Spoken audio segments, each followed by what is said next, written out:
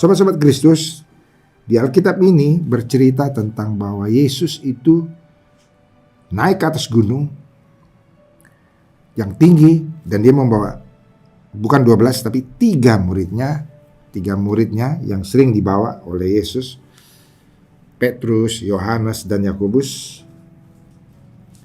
Dan di atas gunung itu tiba-tiba Yesus berubah rupa di depan mata mereka.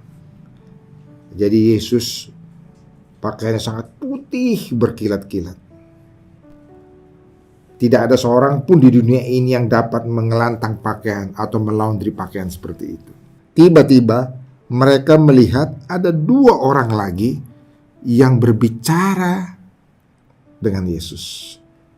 Dan mereka tahu ini adalah Elia, Nabi Elia, dan juga Nabi Musa. Keduanya sedang berbicara dengan Yesus.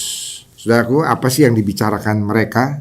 Kalau dalam Lukas maka akan dijelaskan dalam Lukas 9 bahwa yang dibicarakan mereka adalah tentang rencana perjalanan Yesus ke Yerusalem dan tentang bahwa Yesus akan mati di Yerusalem karena dia akan disalibkan di Yerusalem.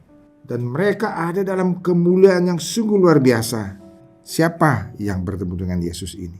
Yaitu Musa dan Elia. Ini adalah 2 nabi besar di antara para banyak nabi sebelum Yesus datang 2000 tahun yang lalu. Saudara pasti tahu bagaimana Musa itu dipakai Tuhan. Musa dipakai Tuhan melakukan banyak mujizat. Dia melakukan 10 tulah di Mesir. Dan bahkan, saudaraku, mujizat yang terkenal yang dilakukan oleh Musa adalah dia membelah Laut Merah hanya dengan tongkatnya.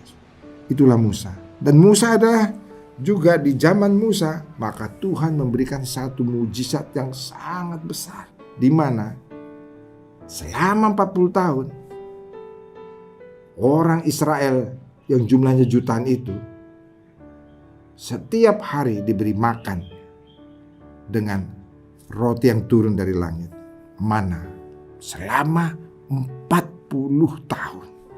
Saudara bayangkan, jutaan orang dapat diberi makan. Dari mana saudaraku?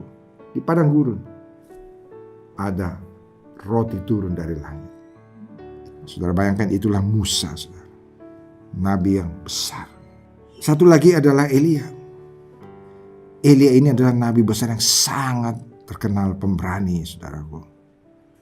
Dia berani menantang 450 nabi-nabi Baal palsu, saudaraku. Dia sendirian. Dia menantang mereka. Dan dia yang meminta Tuhan menurunkan api dari langit untuk membakar korban persembahan yang dia buat untuk Allah. Dan api benar turun dari langit, saudaraku. Itulah Elia. Dan Elia adalah nabi yang tidak mengalami kematian. Karena nabi inilah yang naik ke surga tanpa kematian. Ketika dia mempunyai murid, yaitu Nabi Elisa, ketika mereka mau berpisah, maka ada firman Tuhan dalam 2 Raja-Raja 2 ayat 11 yang berkata begini. Sedang mereka berjalan terus sambil berkata-kata, yaitu Elia dan muridnya Elisa, yang nabi juga yang akan menggantikan dia. Tiba-tiba datanglah kereta berapi dengan kuda berapi memisahkan keduanya. Lalu naiklah Elia ke sorga dalam angin badai. Saudara, dia tidak mati. Dalam Alkitab ini ada 2 yang tidak mati naik ke sorga. Henoh dan Elia. Dan Elia dan Musa itu berkata-kata dengan Yesus di atas gunung. Berkata-kata tentang bahwa Yesus akan mati. Dan Yesus akan menggenapi rencana Tuhan. Dia akan berjalan terus sampai Yerusalem dan dia akan mati. Digantung di kayu salib. Nah, saudara-saudara, saya mau beritahu pada saudara, siapa yang bisa memanggil orang yang sudah mati ribuan tahun seperti Musa, atau orang yang pernah terangkat tanpa mati ke sorga untuk bisa datang ke bumi ini. Siapa yang bisa melakukan itu, saudara? Tidak ada orang yang dapat melakukan itu.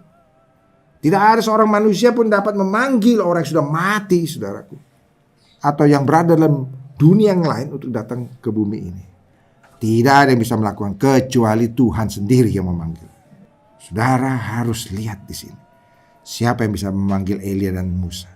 Dan Elia dan Musa, saudaraku, datang bukan dalam bentuk roh, tapi betul dalam penampakan fisik yang dilihat oleh 3 orang murid Yesus. Saudara perhatikan, setiap mujizat yang Yesus lakukan pasti ada saksinya. Hanya Tuhan yang sanggup memanggil. Manusia yang mati atau manusia yang pernah ke sorga tanpa kematian itu, hanya Tuhan yang dapat melakukannya. Dan Yesus adalah anak Allah, sehingga dia dapat melakukan itu, saudara.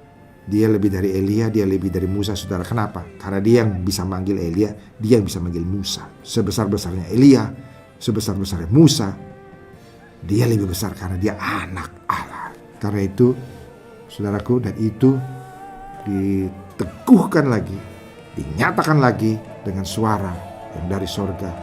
Melalui awan-awan itu ada suara yang berkata, inilah anak yang kukasihi, dengarkanlah dia.